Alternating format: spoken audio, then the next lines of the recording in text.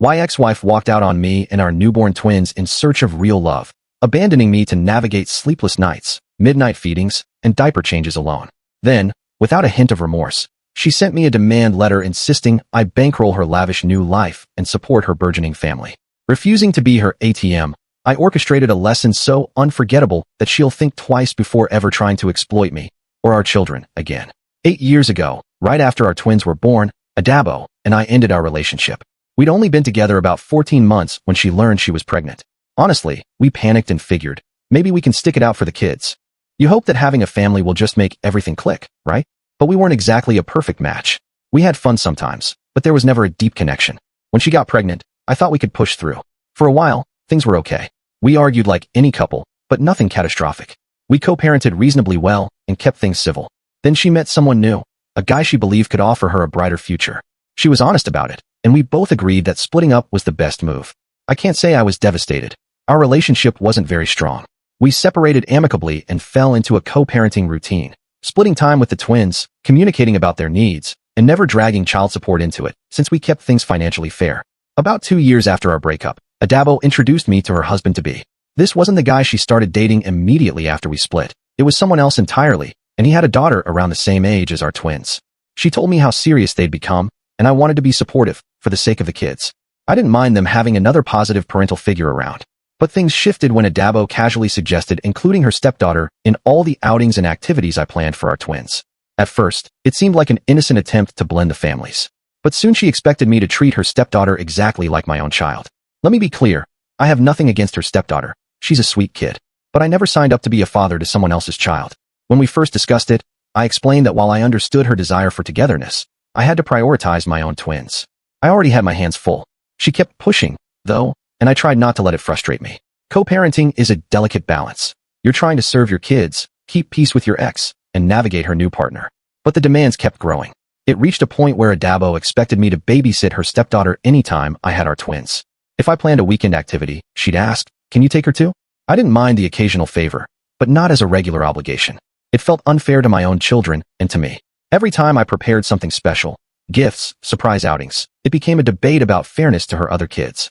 Once she got upset because I spent less on a present for her stepdaughter than I did for our twins. That was the last straw. I decided to keep my time and resources focused solely on our twins. I told her as much, and she accused me of being selfish and not supporting her whole blended family. She dreamed of one big happy household, but that wasn't what I signed up for. After that, our co-parenting style shifted to more of a parallel approach.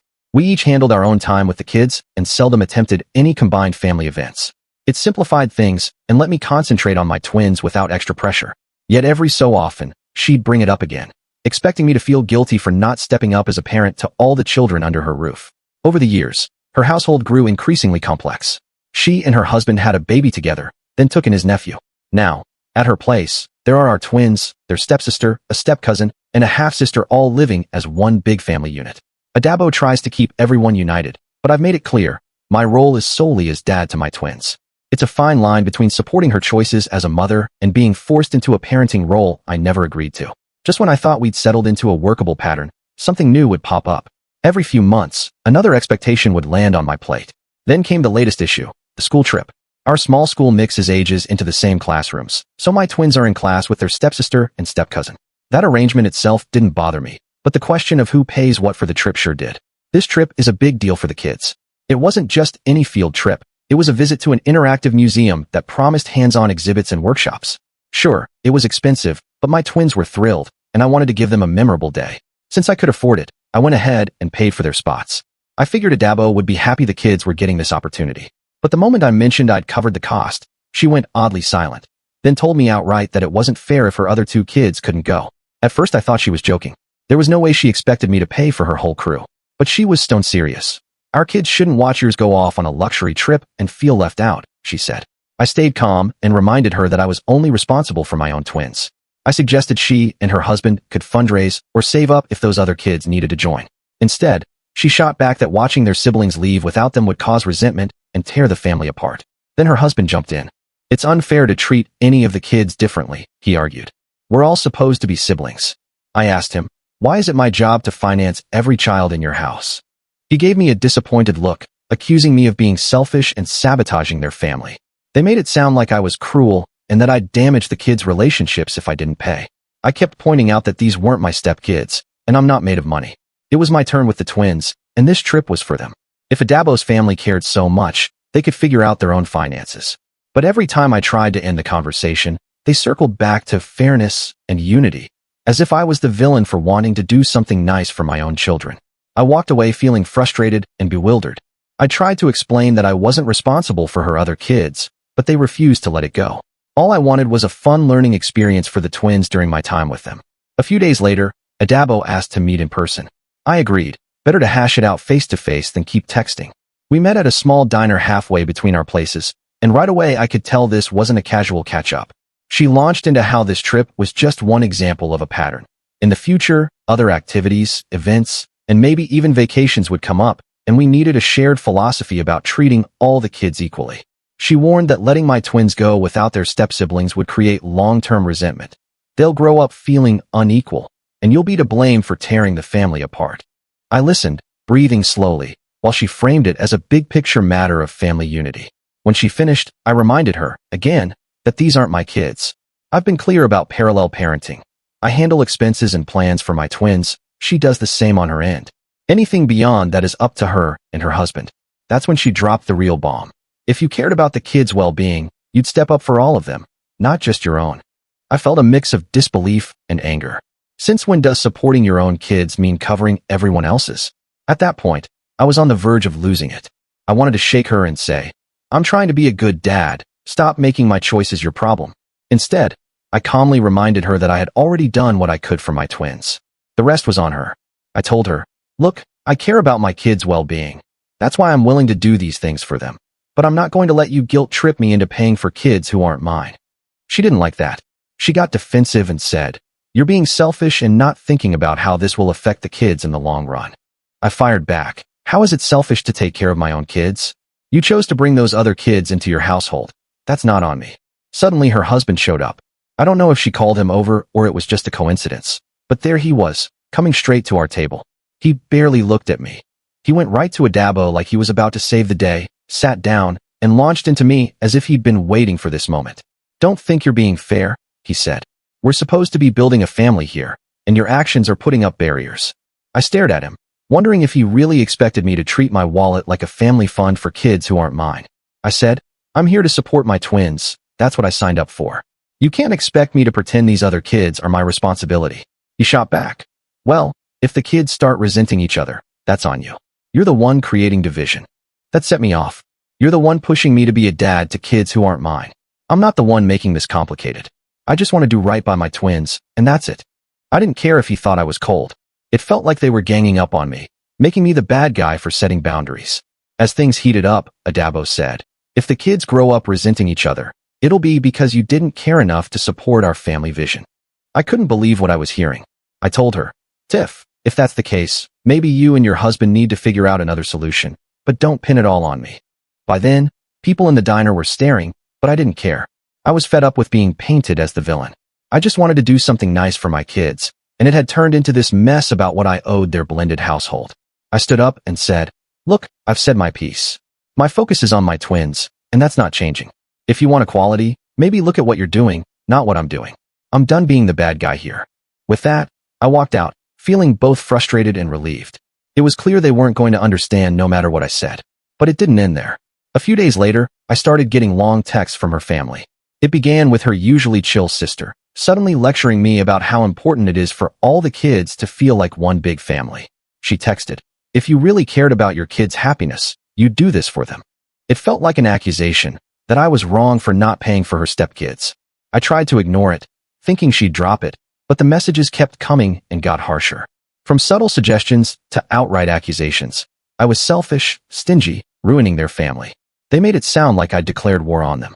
Then Adabo's mom called. I hadn't spoken to her in a while, so I thought she'd want to chat about the twins. Instead, she launched into a speech. If you just paid for all the kids, this wouldn't be an issue. A good man steps up and takes care of the whole family, not just his own. I said, with all due respect, those kids aren't my responsibility. I'm doing right by my own children. That's what I signed up for. But she kept going, guilt-tripping me about my duty as a father and how the kids would suffer. I ended the call politely, but the pressure didn't stop. Over the next week, It felt like the whole family was against me. Adabo's brother even left a passive-aggressive comment on my social media. Real dads support their families no matter what. I deleted it and moved on, but it stung. I'm doing my best for my twins, yet somehow I'm the bad guy. Then one day, after dropping the kids off, her husband caught up to me. No greeting. Just, you know you're hurting the kids with this. I thought we'd finally clear the air, but he wasn't done. He went on about how my decision is driving a wedge between the siblings and how I need to consider the family dynamic. I told him, I'm not hurting anyone. I'm taking care of my kids. They're not struggling here. He kept preaching about fairness and how everyone thinks I'm wrong. It felt like he was dumping their family's happiness on me. I said, your family's opinion doesn't change my responsibility. I'm not their dad. I'm here for my kids, and that's final. I walked away knowing there was nothing left to say. No matter what I did, they'd see me as the villain. That night, I sat there thinking, all I wanted was to give my kids good experiences, and they turned me into some cold-hearted guy. I vented to a couple of close friends. One joked that if they cared so much, they could pitch in themselves. It made me laugh, but mostly it was just frustrating. Their whole family had decided I was the enemy. I ended up playing the all-in parent for kids who weren't even mine, just to keep the peace with people who didn't respect my limits. It left a bad taste in my mouth. My phone blew up with texts and calls from random relatives, all pushing the same message, and I was done. It felt like they'd built up this idea that I owed them something, and they weren't going to let it go until I caved. By the end of the week, I realized talking it out was pointless. They weren't interested in my side of things. They just wanted me to fall in line. So I made a decision. My kids are my responsibility, and I wasn't going to let this extended family guilt trip alter that. It's crazy that it all began because I was just trying to cover my kids' school trip, but it quickly turned into a fight over who was doing enough for the whole family. They might not like it, but I know where I stand. After that week of nonstop messages, helpful advice, and guilt tripping from Adabo's family, I decided it was time to set a hard boundary, and no exceptions. I finally saw that no matter how much I explained, they wouldn't understand. They were fixated on this one big happy family idea, and I was the obstacle simply because I wouldn't foot the bill for every kid they brought into their household. First, I talked to my twins about the trip. I wanted to make sure they were still excited and didn't feel awkward or guilty after all the drama. I kept it casual. Hey, I'm really looking forward to this trip for you too. This is something special just for you guys. I didn't go into the messy details, but I wanted them to know it was okay to enjoy something for themselves. They both looked relieved. They'd sensed the tension, kids always do, but they were genuinely excited. That was a huge weight off my shoulders. They deserved these experiences without worrying about anyone else. With that settled, I knew I had to set clear boundaries with Adabo and her relatives, not just a vague, I'm only paying for my kids line, but a boundary they couldn't ignore. I gave her a call, keeping it calm and to the point. I wasn't up for another hour-long fight. I said, my role as a parent is to support my twins. I'm doing everything I can to give them good experiences, but that doesn't extend to children who aren't mine. I respect your choices and your family, but my financial responsibility ends with my twins. Of course, she wasn't thrilled. She launched into how the other kids would feel and how it wasn't fair for siblings to have different experiences. I let her speak, but when she started the guilt trip again, I cut her off. I understand how you feel, but this is my final decision. I'm not covering any expenses beyond our twins. If you want to figure something out for your household, that's your choice, but stop putting this pressure on me. After a few moments of silence, I could practically feel her anger, but I didn't budge. I could tell she was gearing up for one more pitch, but then she said, fine, I guess you've made your choice, in that classic guilt-laced tone. I didn't feel bad. I felt relieved. I was done explaining myself. After that, things quieted down. No more random messages from her family. No more passive-aggressive comments. Just silence. It was awkward at first, but it felt good to have some peace. I think they finally realized I wasn't going to bend to their demands, so they backed off. In the weeks before the trip, I spent extra time with the twins doing regular dad stuff. Eating out, going to the park, watching movies. Just the usual. I wanted them to feel secure and happy, not tangled up in adult drama. It was refreshing to focus on them without the extra stress. Then the day of the trip arrived.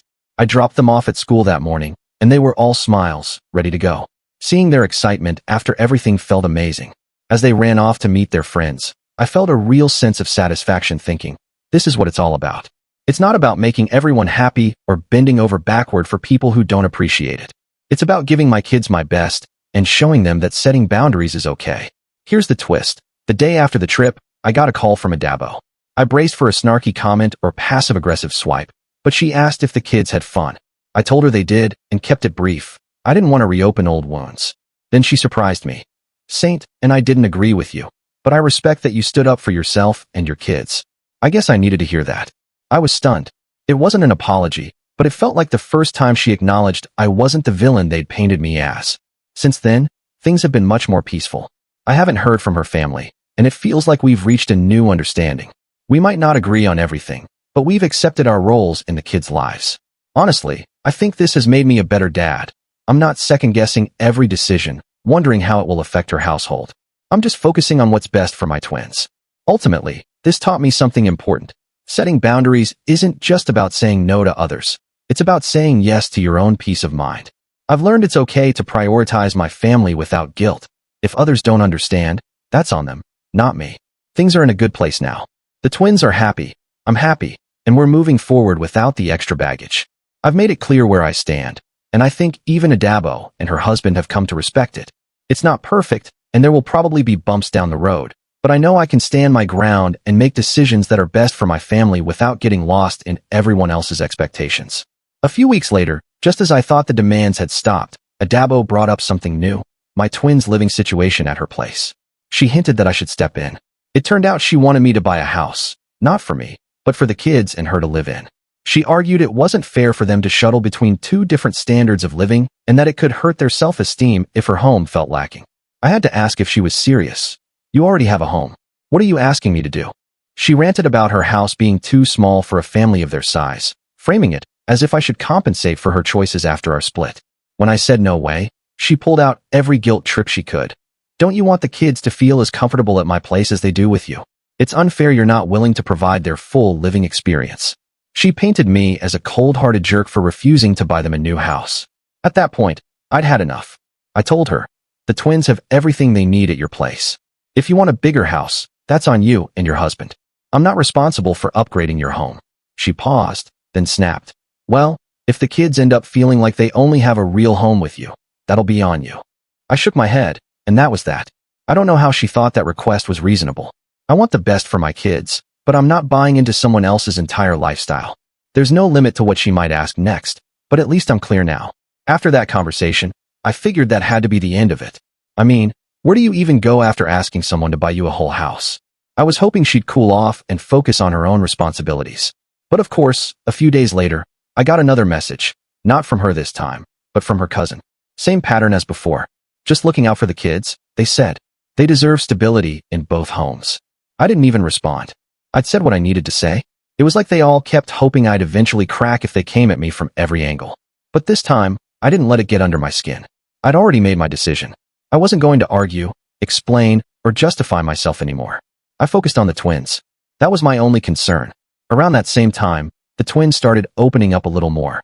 One night while we were eating dinner, one of them said, I like that it's calm here. It wasn't a deep conversation, just a passing comment, but it meant everything. It let me know they noticed the difference and appreciated it. They didn't need big speeches or explanations. They just needed to feel safe and loved, and I could give them that. From there, things started to shift. The silence from Adabo's side wasn't just passive-aggressive anymore.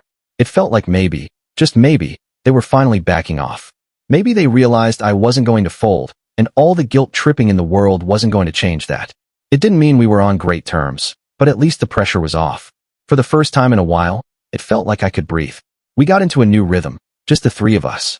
Weekends became our time to reset. We cooked together, laughed at dumb jokes, argued about movie choices, and just enjoyed each other's company. I didn't realize how much I'd been carrying until that weight started to lift. I wasn't walking on eggshells anymore. I wasn't dreading every text or phone call. I could just be a dad, and not a bank account, a referee, or a scapegoat. Then one evening, a few weeks later, I got a text from Adabo. Just one sentence. I've been thinking about what you said. I stared at it for a minute, wondering if it was bait. But it didn't feel like her usual tone. I replied simply, okay. She followed up with, I still don't agree with everything, but I've decided to stop pushing. It's not healthy for anyone. That hit me harder than I expected. It wasn't an apology, not exactly, but it was an acknowledgement of my limits, of my choices, of my role. And maybe that's all I needed. Not validation, but space. Space to be the kind of parent I wanted to be, without someone constantly second-guessing me or throwing guilt in my face. Since then, we've kept communication short and focused on the twins. No more side conversations, no more hidden agendas. Just updates, schedules, and occasional check-ins. We're not friends, but we're not enemies either. Just two people trying to co-parent in our own ways. And the twins? They're thriving. School's going well, they've made some new friends, and their energy is lighter. I think they feel the shift too. There's less tension, less pressure. They're just kids again, and that's how it should be. Looking back, it's wild how a simple school trip turned into this whole storm of expectations and emotional tug-of-war. But in a way, I'm grateful it happened. It forced me to draw lines I should have drawn a long time ago. It showed me how important it is to protect my peace, not just for my sake, but for my kids. It taught me that being a good parent doesn't mean saying yes to everything or everyone. Sometimes it means standing firm and saying no, even when it makes you the bad guy in someone else's story. And you know what? I'm okay with that. I'd rather be the bad guy with peace than the hero drowning in resentment. Now, whenever I feel myself slipping back into that people-pleasing mode, I remind myself of that week, the calls, the messages, the pressure. And I remind myself how good it felt to say, no more. That's the version of me I want my kids to see. Someone who shows up for them, who loves them fiercely, and who doesn't let guilt or fear dictate what's right. This chapter might be over, but I know the story isn't. There will be more challenges, more tough calls, more uncomfortable moments. But I've got a blueprint now. I know what I stand for, and I know how to hold the line. So yeah, I didn't buy anyone a house. I didn't cave under pressure. I didn't try to be everything for everyone. I just chose to be the best I could be for my kids. And in the end, that's more than enough.